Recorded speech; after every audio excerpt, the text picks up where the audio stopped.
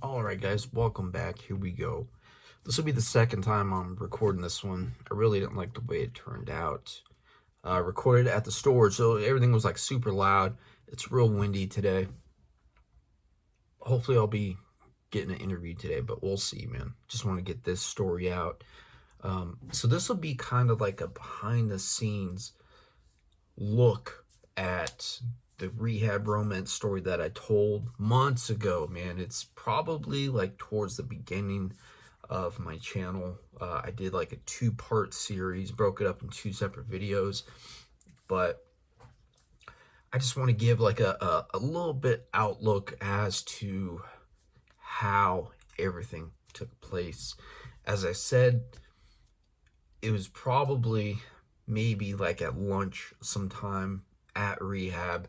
So part of my routine was sitting at a certain table, just me, my roommate, and this other person. This girl, like a family friend, she was in rehab too. So it was kind of cool seeing her. We grew up kind of together, but not together. Like we just hung out, and she was real close to our family. So it was me, my roommate, and her. And we would eat breakfast, lunch together. We'd be sitting together at groups. It was really cool. It's part of the routine, part of the program. So this one girl, every once in a while, we'd have like a new client that would come. So this one day, this tall, blonde, white girl comes in. She's wearing like Wrangler type pants. She is just taller than me, and like a flannel plaid shirt, cowgirl type, real cute, real pretty girl. And she didn't look like an addict. Anyway, so as soon as her and I locked eyes, I just knew. I knew sparks. I knew something was gonna happen. Like we felt it, man. You know how it is with the eyes, dude. So anyway, fast forward some time, she ends up sitting with us at the table, and her and I are just like flirting together and all that stuff. And so we just get talking. We get to flirting. She is like rubbing my feet with her feet, playing footsies, all of that stuff. All of that is forbidden in rehab, but that's just what happens when you're in co-ed rehab. Stuff like that happens, man. It is bound to happen, and it happened two separate times for me. This is the second rehab romance that ever happened to me, right? So I mean, it was cool, it felt good. I mentioned before, as you probably know, once you're newly sober, your levels, your whole body just starts recalibrating. My testosterone came back. I was working out, eating good, feeling good.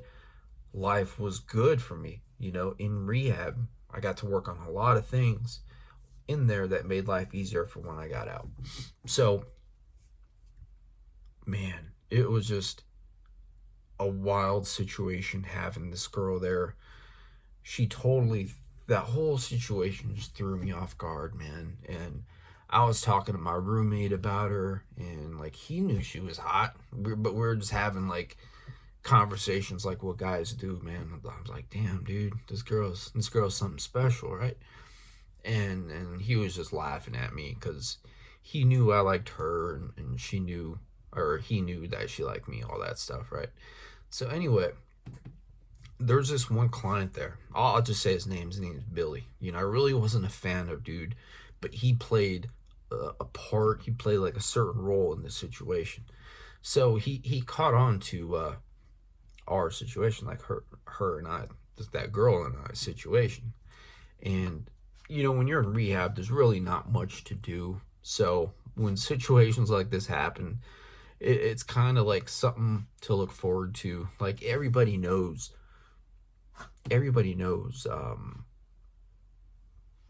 like all of us that were involved in this situation knew we weren't supposed to be doing this, but it was kind of fun, like getting away with it, and just that whole like naughty like feeling, right? But like I said, those things happen in co-ed rehab, especially to me for some reason.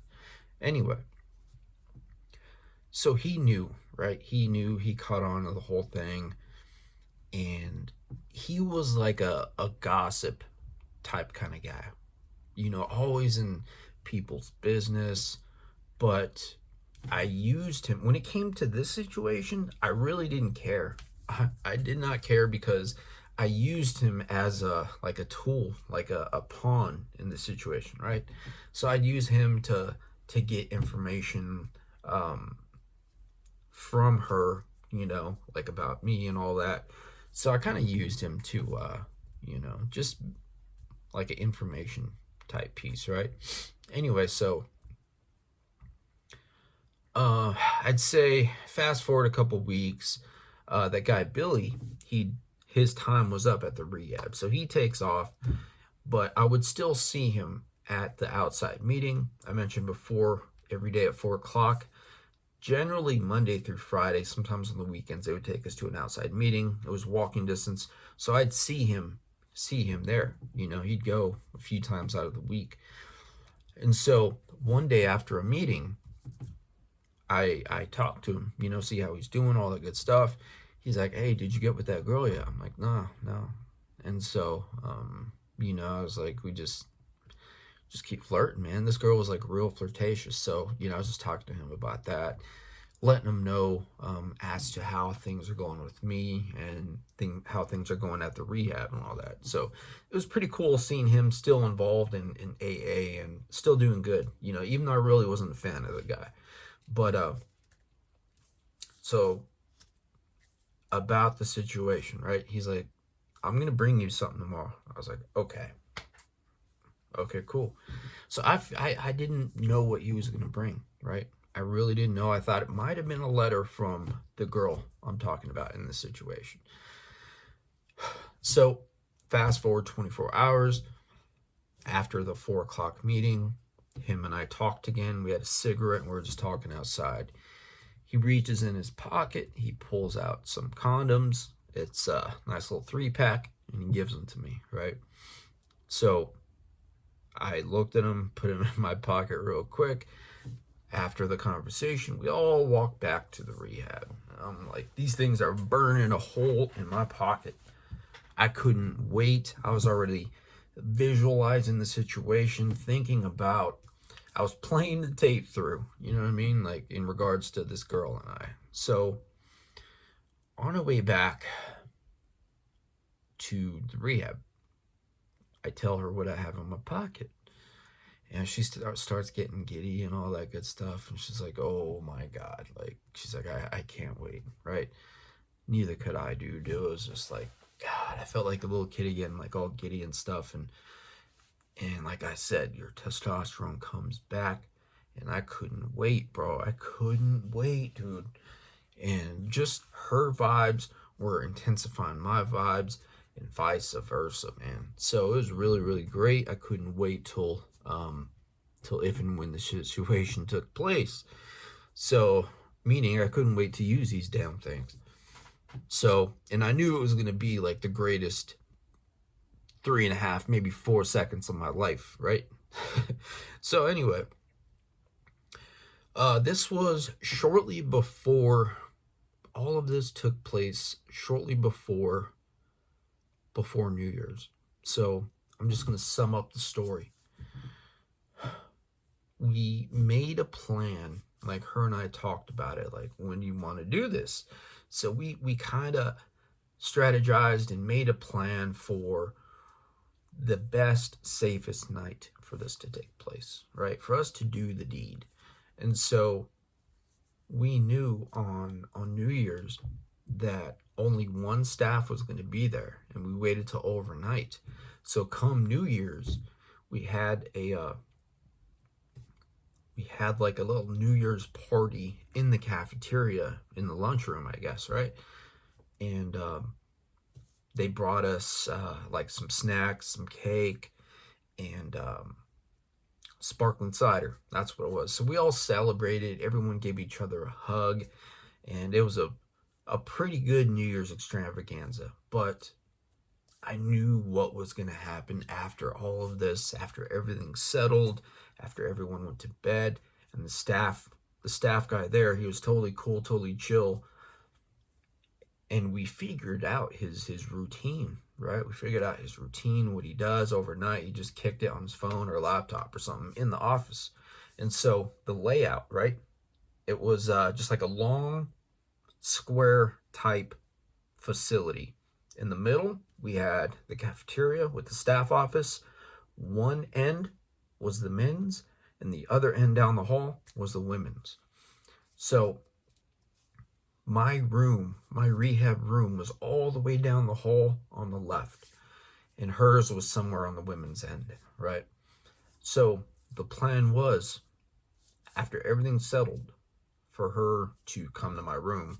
But how was she going to do this? Because she had to pass the staff office.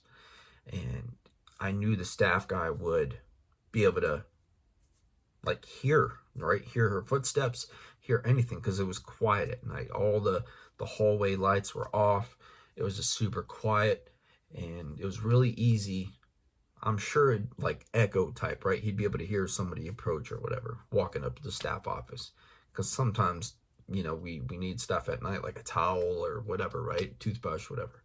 And so after the New Year's thing, I went to my room. I told her, actually part of the plan was my roommate across the hall, he distracted the staff member, right? He distracted the staff member, and that was the time she was going to come down the hall and make her grand entrance, and bada bing, bada bang, bada boom, right? That was the plan. I wasn't sure if this was going to happen. I wasn't sure if the guy across from me was going to do his role, right? Assist in the situation. And I wasn't sure if she was going to get the balls enough to come down. But anyway, so the guy across from me goes to distract the staff member, and here she comes, just prancing, tiptoeing like a crook in the night, right? All the way down the hall. And after I excused myself, I went to my room. I took a shower just in case this is going to happen, right? Anyway, so I'm just after my shower, I'm just laying in bed. All of a sudden, I hear just boom, boom, boom, 3 knocks at my door. I'm like, okay. I know staffs knock. Sometimes they do overnight checks. And I knew this wasn't staff. So anyway, everything worked out. She came in, and let's just say I was a condom short. So that took place, right? Oh, like I said, it was the greatest 3.5, maybe 4 seconds, I've had in a long time.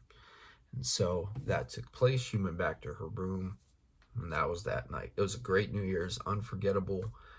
So fast forward maybe a couple weeks, right? We get a new client, and this kid is there because he has to be. He's not ready to stay sober.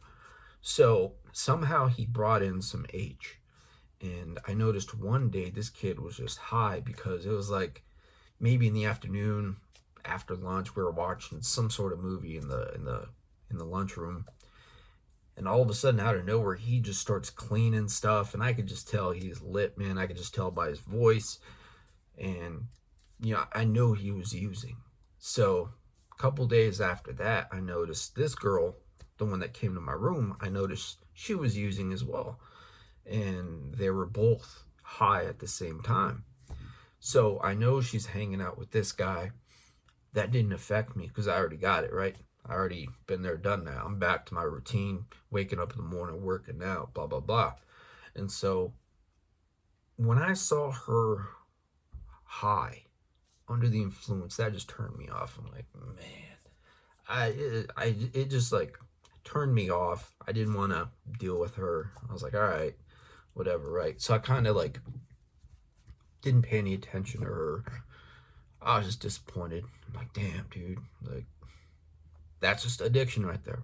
That is addiction. And when you're not ready, you're not ready, man. So anyway, that guy gets kicked out. I think Somehow the staff found out. They noticed that she was using, yeah, that somehow the staff found out and they dropped them both, and they both get kicked out. So ultimately, in the long run, that was good for me, because if I know she would have came to my room again, and if something like that happened, if we were to get caught, we both would have gotten kicked out. I wouldn't have been able to complete the 4 months there, and I wouldn't have been able to get my recovery support specialist certification. So it's a good thing that she got kicked out, like for my situation, right? Obviously, she relapsed in rehab.